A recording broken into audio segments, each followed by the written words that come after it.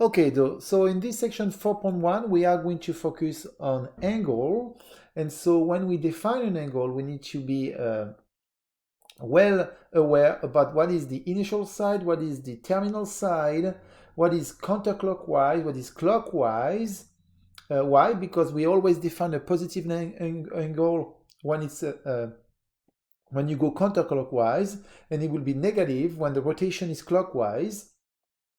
You need also to understand what is a coterminal angle, and you need also to be able to convert your angle into radian, going from degree to radian or degree to minute, etc. So let's jump right away on the problem number 1. And in this problem number 1, they are telling you to look at the example number 1 and find another angle that is coterminal with the given angle. So in this problem number 1, it's all about the coterminal angle. And if you you must know absolutely the definition, because when you have two angles who have the same initial and terminal side, such angles are called coterminal angle. So I would like to remind you that when we do a full rotation, we are going to do a 360 degree. So if I'm looking for a coterminal angle of the example number 1, and inside the example number 1, we are talking about an angle between these two initial and terminal sides. So we have an angle right there of 145.6 degree. Oops, 0.6 degree. And so if I want to look at the coterminal angle, basically what I can do is add, why not, 720 degree. So if I add 720 degree, which is two full rotation to the initial rotation, which is to initial angle, which is 145.6 degree, I end up to have at the end a 865.6 degree, and that will be my other coterminal angle. All right, so now let's jump on to problem number 5. In this problem number 5, draw the given angle in standard position. So we have to draw the given angle in this standard position. So what do? Problem number 5. So we have, if I look at properly, we have the angle 60, 120 degree, and negative 90 degree. So I am going to first of all represent the negative 90 degree, which is right here, negative 90 degree. I'm going on a counterclockwise. No, actually I'm going on clockwise. All right, this is clockwise. Now if I want to look at 60 degree and 120, well, I'm going to choose another color. Let's put some green. There we go. So this will be 60 degree. And if I want to have a 120 degree, I am going to use, all right, that is another 60 degree right here. And obviously this one would be, if that is 60 degree, this one would be 120 degree. You've seen that in a previous section. In order to have a supplemental angle 120 plus 60 equal 180 degree. All right, so let's jump on another problem now on this section 4.1, and I'm going to do the problem number 11. On this problem number 11,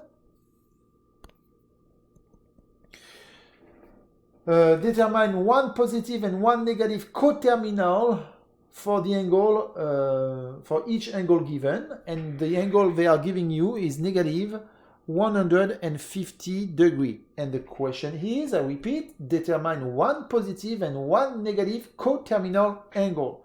So because I know what is a coterminal angle, the first positive coterminal angle is going to be 210, and the negative coterminal angle is going to be negative 510 degrees. The question that you may ask yourself right now is why? Well, let's check it out. If from negative 150 degrees I go counterclockwise, full rotation of 360 degrees, I will end up to a 210 degree coterminal angle. And if I go from 150 degrees and I go clockwise, meaning that I need to subtract now 360 degrees, I will end up to have a negative 510 degree for the coterminal angle. All right, so in this problem number 17, what do? We do have to convert 4.447 radian into degree. So here how you are supposed to do. You know that 2 pi radian correspond to 360 degrees. So 4.447 radian is equal to what you're looking for, which is x. And to find x, you always multiply by the diagonal where you have the two numbers. So you're going to have 4.447 multiplied by 360, and you divide by the last one, which is 2 pi. And so, obviously, you are going to end up to have x equal 254 degree, 200.79 degree. That will be the answer of the conversion for problem number 17. Problem number 27. Okay, so problem number 27. You can always use your calculator, obviously, but I think doing by hand is also very important just in case you don't remember your calculator as a problem. So change the given angle to equal angle expressed to the nearest minute. And so you have to change 47.5 degree, and you need to change that to the nearest minute. Okay, so it's going to be very simple because this is going to be 47 degree 30 minutes. Why? Let's check this out. It is very simple. 1 degree corresponds to 60 minutes. So 0.5 degree correspond to 30 minutes. And so 47.5 degree will be 47 and 30 minutes. So problem number 35. On the problem number 35, they are giving you a point that you can plot on your Cartesian system coordinate xy, x being equal to 4. So 1, 2, 3, 4, x equal to 4, and y equal to 1, 2. So my point is right here. And so the question was draw angles in standard positions such that the terminal side passed through the given point. So if I want to graph my terminal side, I am going to graph this. Going through the point, x equal 4, y equal to, okay, and that will be defining the angle. Ta-da! Now, let's do the last one, which is problem number 47, and the given angle are in standard position. Designate each angle by the quadrant in which the terminal side lies or as a quadrantal angle.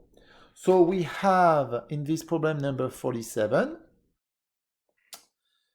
the angle 1 radian and 2 radian. Okay, 1 radian and 2 radian. So 1 radian. and 2 radian correspond to what kind of angle? Well, I know that 1 radian, so 2 pi radian, or I could say just pi radian actually, pi radian correspond to 180 degrees. To 1 radian correspond to what? It corresponds to 1 time 180 divided by the last part, which is pi, and 180 divided 180 divided by pi, it's equal to 57 degrees. And when I do the same thing for pi radian equal 180, and now I'm looking at 2 radian equal how much? It's 2 times 180, here we go, divided by pi. And so I got 360 divided by pi. And I have 114 degrees. So obviously, if I had to represent this on my quadrant, for the angle 1 radian, I know my angle 1 radian will be here, somewhere in the quadrant number 1. That could be corresponding to 57 degrees around. And then obviously 114 degrees is way bigger than 90 degrees. This is 90 degrees right here. So I will have to accept and agree that my second angle is in between 90 and 180. I would like to remind you, this is where we're having 90 degrees, this is where we're having 180 degrees. So that will be the angle 114, yes, 114 degree. And this is why I can say clearly, finally, that it's in between the angle in the quadrant 1 and in the quadrant 2. All right, guys, I think I'm done for this section 4.1. Don't forget to make sure that your notes are very well done on your kernel note-taking system. I will check them obviously. You got everything now, and if you have any question, I will be there. Bye-bye.